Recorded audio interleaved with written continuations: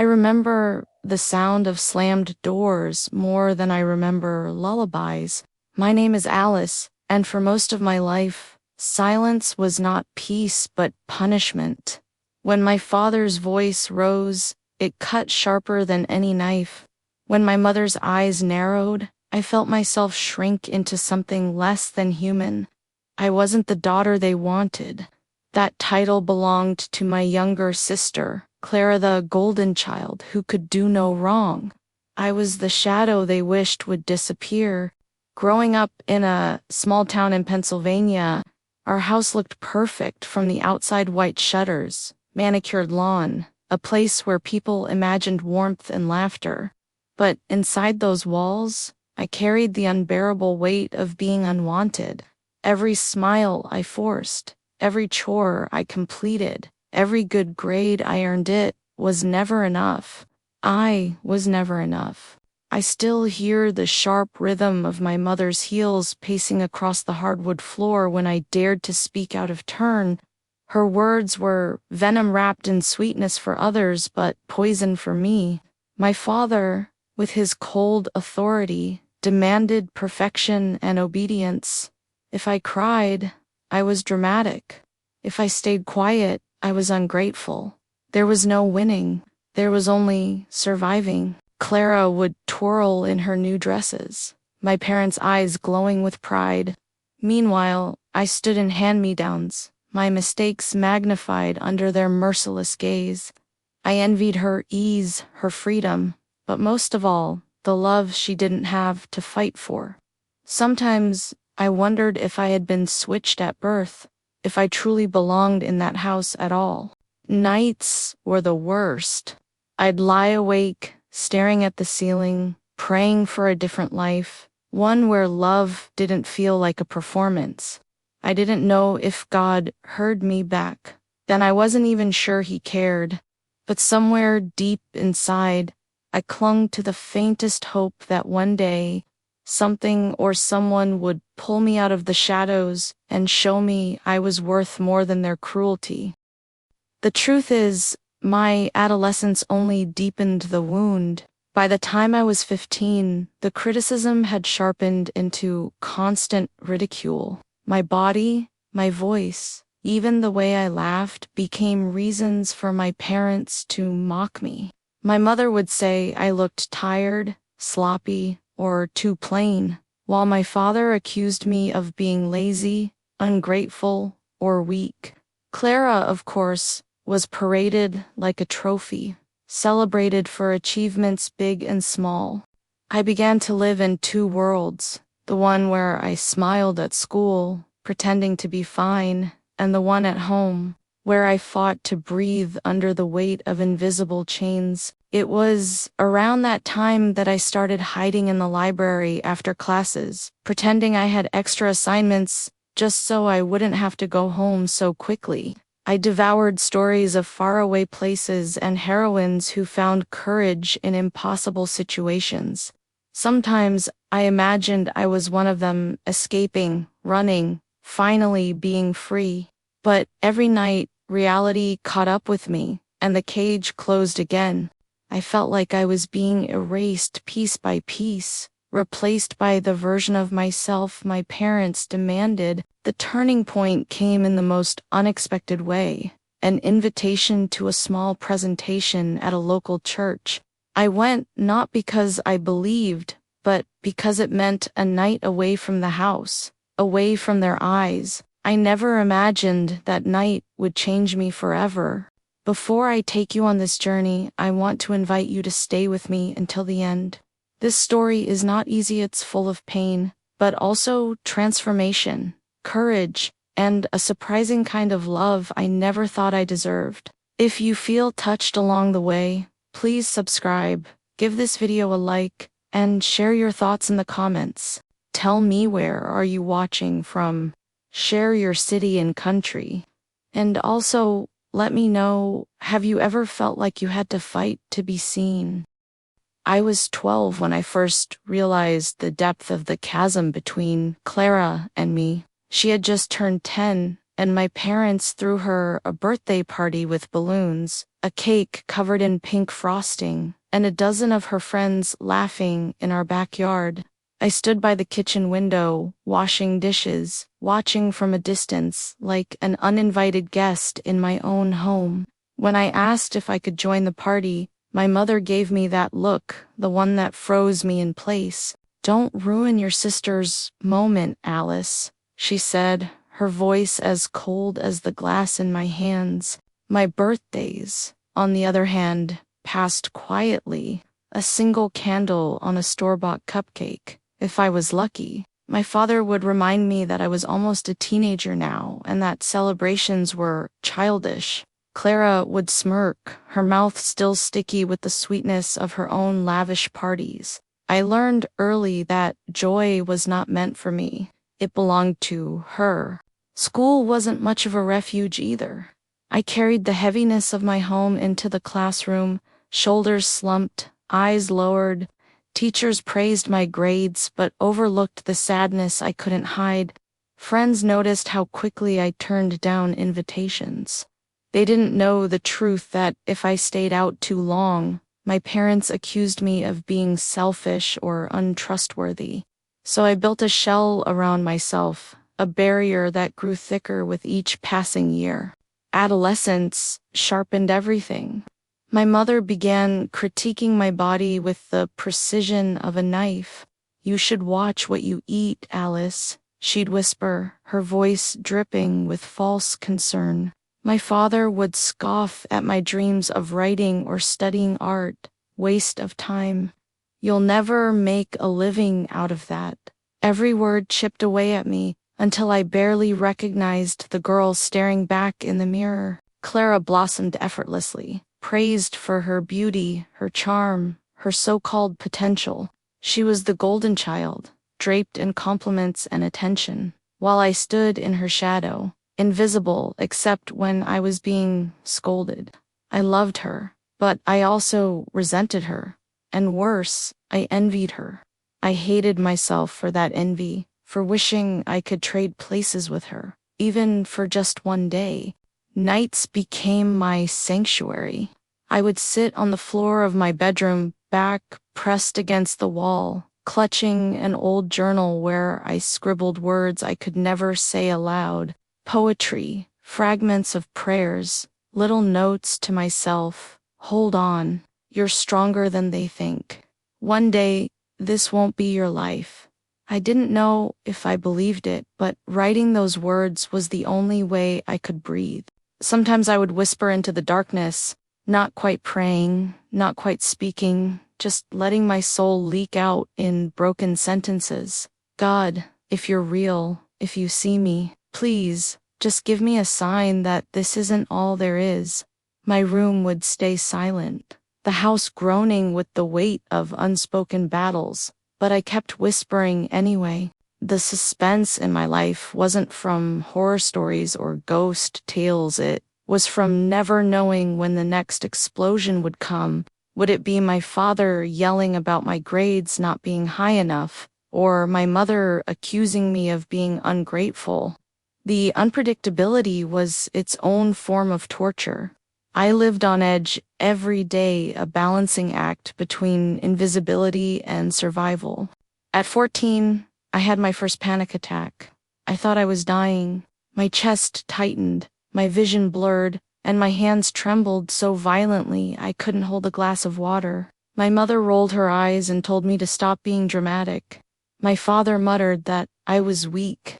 I swallowed the fear, the pain, the shame, and locked it inside, because what else could I do? But in the middle of that storm, there was always a small, flickering ember inside me. I didn't know where it came from. Maybe from those whispered cries into the dark. Maybe from the stories I devoured in secret, but it told me not to give up.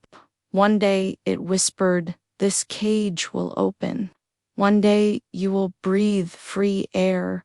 And though I didn't yet believe it fully, I clung to it because hope, no matter how fragile, was the only thing they couldn't take from me. By the time I reached 16, The air in our house felt heavier than ever. Clara was thriving cheerleading, dates, the perfect daughter my parents could proudly show off. I was the opposite, the disappointment, the girl they compared her against like a warning sign. My mother's words became sharper, her criticisms almost rehearsed. Alice, why can't you smile more? Why can't you look like your sister? Why can't you just try harder? Each question was a dagger with no answer. I started skipping meals, not because I wanted to lose weight, but because food felt like another way they controlled me. At dinner, my father would analyze the way I chewed, how much I put on my plate. If I ate too little, I was accused of being dramatic. If I ate too much, I was shamed for being greedy. I couldn't win. So I chose hunger, because at least hunger was mine. The nights stretched long, and with them came an endless cycle of tears I hid under the pillow. Sometimes I thought of running away. I'd picture myself slipping out of the house at dawn, backpack on my shoulder, disappearing into the horizon. But fear always stopped me, fear of the unknown, fear of failing, fear of being dragged back and punished even worse. School offered small moments of relief. I had one teacher, Mrs. Reynolds, who noticed more than most. She would linger after class, asking if I was okay, if things were fine at home. I never dared tell her the truth, but the softness in her eyes was like a balm on an open wound. She reminded me that kindness existed, even if it didn't live in my house. Around this time, I received an unexpected invitation. A girl from my literature class, Jenna, invited me to a youth event at her church. "It's just music and a short play," she said with a smile. "You'll love it." At first, I wanted to say no. Church was something I associated with forced rituals and empty traditions, not comfort. But then I thought of the house, of another Saturday evening, sitting in silence or listening to my parents praise Clara. So I said yes. That night, as I stepped into the small church building, I felt something shift. The walls weren't cold like the ones I knew at home. People greeted me warmly, as though I mattered. The air smelled faintly of coffee and old wood, and laughter echoed softly around the room. I wasn't used to such warmth. It disarmed me. The lights dimmed, and a group of young people stepped onto the stage. They performed a short play about a girl who felt invisible, burdened by shame and rejection, until she discovered that she was loved deeply, unconditionally by a God she had never truly known.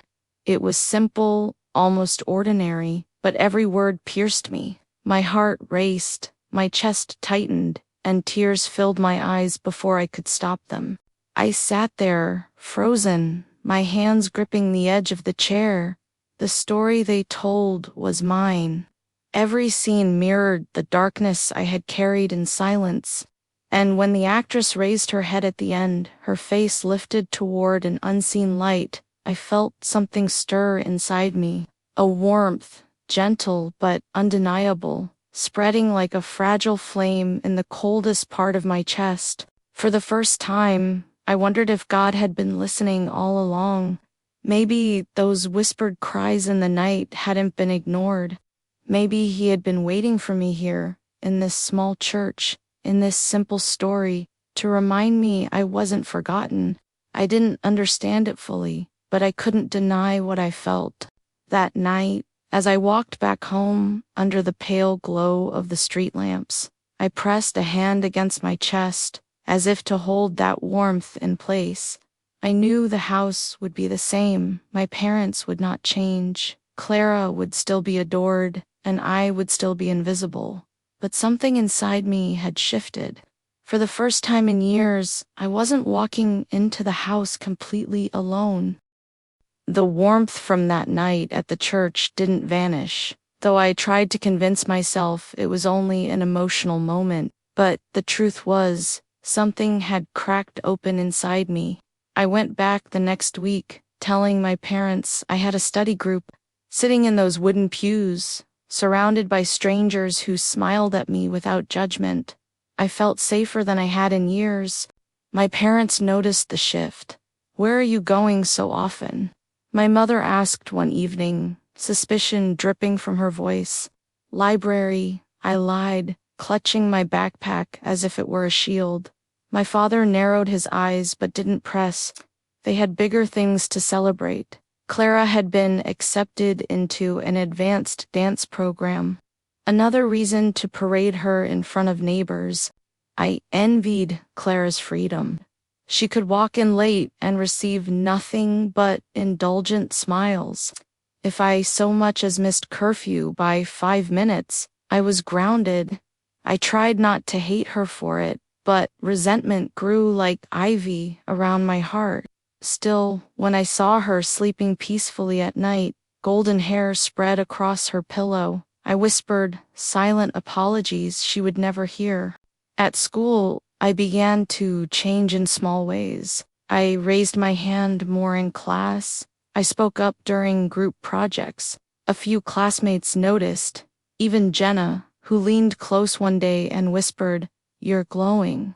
Alice, I don't know what you're doing, but keep doing it." I smiled faintly, though I wasn't sure what she meant. At night, I returned to my journal, but the words felt different now. Instead of only pain and anger, I wrote about courage, about the strange sense of being seen, even when no one else in the house acknowledged me. I scribbled little prayers, hesitant but hopeful. God, help me. God, don't let me disappear. God, stay close. The tension at home grew worse as I found pieces of myself outside of it. My mother's criticisms escalated. "Don't think you're special just because you have a few friends." She spat one evening when I came home smiling. My father accused me of wasting time, of being distracted. They tried to clip the fragile wings I was beginning to grow, but something in me resisted. One night, my father's anger erupted. I had forgotten to fold the laundry, a small mistake, but in our house, small mistakes were mortal sins. He shouted until his face turned red, veins standing out on his neck. My mother joined in, her voice sharp and poisonous. Clara stood at the top of the stairs, watching silently, her eyes wide but her lips pressed shut. And me. I felt the familiar trembling, but beneath it, a new voice whispered, "This is not the end of your story." After they stormed out of the room, I collapsed on my bed, shaking. Tears soaked the pillow as I whispered through clenched teeth, "God, I can't do this anymore. I don't know how to survive in this house. Please, give me strength to endure, or courage to leave." For the first time, I didn't feel like my words vanished into the void. Instead, there was a stillness, a calm that settled over me, like being wrapped in something unseen yet steady. That night marked the beginning of a quiet rebellion. I didn't shout back. I didn't fitai, simply chose not to believe their lies anymore. Each insult, each cold glance, I met with the silent reminder, I am more than what they say. It wasn't easy, and I didn't always succeed, but slowly, the power of their words began to weaken.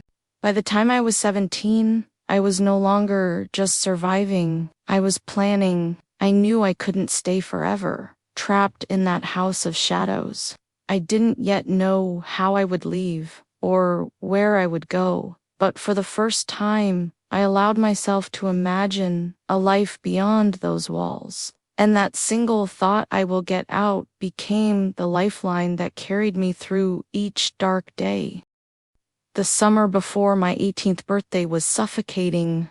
The house seemed to shrink with every passing day, as if the walls themselves knew I was preparing to leave. My parents clung tighter, not with love, but with control. My mother tracked my every move, demanding to know where I went, who I spoke to, why I came home, with even the smallest smile. My father's temper flared at the slightest mistake. It felt like they could sense the shift in me, the quiet determination that I would not stay their prisoner forever. Clara, meanwhile, shone brighter than ever. She was accepted into a prestigious arts academy in New York, and my parents celebrated her every accomplishment like it was their own. "See, Alice," my mother would say with a mocking sweetness, "this is what success looks like. Maybe if you tried harder, you'd have something to show to." I learned to keep my silence, but deep inside, their words lost their grip. One evening, I stayed late at the church after a youth meeting. The building was almost empty, the lights dim, when I found myself speaking with the youth leader, a kind woman named Sarah. She asked me about my life, not in a casual way, but with genuine care.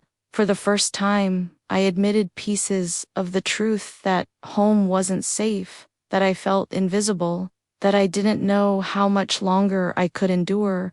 My voice trembled, my hands shook, but Sarah didn't flinch. She listened, she prayed softly with me, and when she said, "You are not what they say you are," I believed her. That night, walking home under the summer sky, I felt torn between fear and hope. Fear of what would happen if my parents discovered my secret world at the church, but hope that maybe, just maybe, there was a life waiting for me beyond their grasp. I whispered into the night, "God, give me courage, please." The battles at home grew louder. My father accused me of being rebellious, of disrespecting the family. My mother threatened to cut me off completely if I dared to leave. Their words stung, but something inside me had hardened into steel. I was done begging for their approval. I was done living in their cage. One evening, after another explosive fight, I locked myself in my room and began packing a small bag. My hands trembled as I folded clothes, as if every sound might betray me. I wasn't sure where I would go. College applications were uncertain. Money was scarce, but I knew I had to take the first step. I slid my journal into the bag last, clutching it against my chest like a lifeline. Clara caught me that night. She stood in the doorway, her face pale, eyes wide. For a moment, we just stared at each other. Then she whispered, "You're leaving, aren't you?" I nodded, tears burning my eyes. Her lips trembled as if she wanted to stop me, but instead she stepped aside. "Go," she whispered, almost inaudible. "Go, Alice. Be free." It was the first time she had ever chosen me over them. The suspense of that night still lives in my bones. Every creak of the floorboards sounded like thunder. Every shadow felt like an accusation. But somehow I slipped out of the house unnoticed, my heart pounding so loudly I thought the whole neighborhood could hear. I went to Sarah's home, trembling as I knocked on her door near midnight. She opened it without hesitation, pulling me inside, wrapping me in a hug that broke something open in me. For the first time in my life, I felt chosen, not because of performance, not because of perfection, but simply because I existed. That night, lying on a small guest bed with the moonlight streaming through the curtains, I realized I had crossed the invisible line. There was no going back. The past would always haunt me, but it no longer owned me. My parents' voices echoed in my head, but softer now, as if fading with each breath. And though the future was uncertain, I whispered into the silence, "God, I trust you. Lead me where I'm meant to go." Leaving home was not the end of the struggle, it was only the beginning. The first weeks at Sarah's house were filled with both relief and fear. Relief because I no longer had to walk on eggshells. Fear because the future stretched before me like an unknown wilderness. But Sarah kept reminding me that courage wasn't the absence of fear, it was choosing to move forward despite it. I worked part-time at a small cafe, saving every dollar, determined to build a life of my own. The cafe smelled of roasted coffee beans and cinnamon pastries, a sharp contrast to the coldness I had grown up with. Customers smiled, coworkers laughed, and slowly I began to taste what normal life felt like.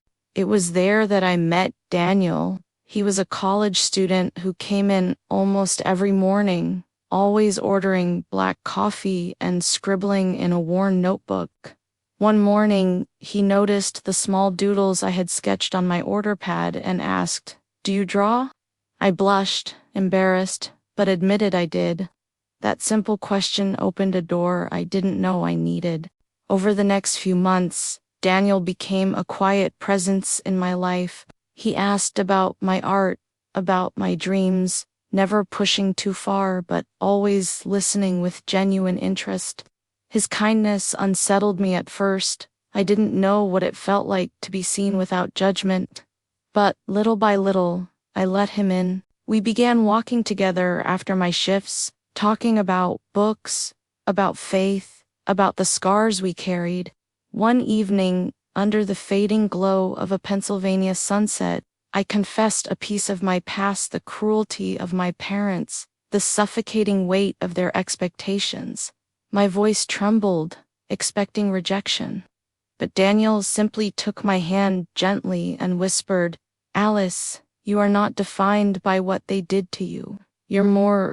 Those words stayed with me. They echoed louder than my parents' voices, louder than the lies I had grown up believing.